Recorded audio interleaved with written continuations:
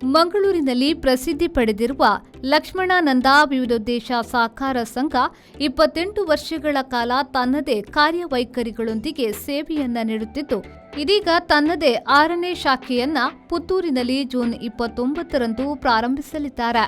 ಶ್ರೀ ಲಕ್ಷ್ಮಣಾನಂದ ವಿವಿಧೋದ್ದೇಶ ಸಹಕಾರ ಸಂಘ ಪುತ್ತೂರು ಶಾಖೆಯ ಉದ್ಘಾಟನಾ ಸಮಾರಂಭವು ಜೂನ್ 29ರ ರವಿವಾರ ಬೆಳಿಗ್ಗೆ 10 ಗಂಟೆಗೆ ಪುತ್ತೂರಿನ ಬೊಳ್ವಾರ್ನ ಜಿಎಲ್ ಟ್ರೇಡ್ ಸೆಂಟರ್ನಲ್ಲಿ ನಡೆಯಲಿದೆ.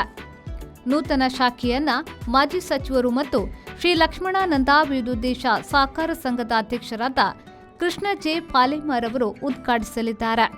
ಜಿಎಲ್ ಗ್ರೂಪ್ನ ಅಧ್ಯಕ್ಷರಾದ ಬಲರಾಮ್ ಆಚಾರ್ಯ ಅವರು ದೀಪ ಪ್ರಜ್ವಲನೆ ಮಾಡಲಿದ್ದಾರೆ.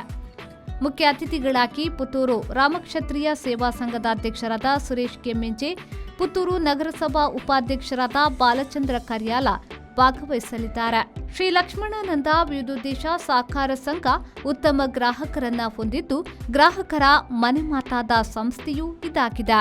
ಬ್ಯೂರೋ ರಿಪೋರ್ಟ್, ವಿ4 ನ್ಯೂಸ್, ಮಂಗಳೂರು.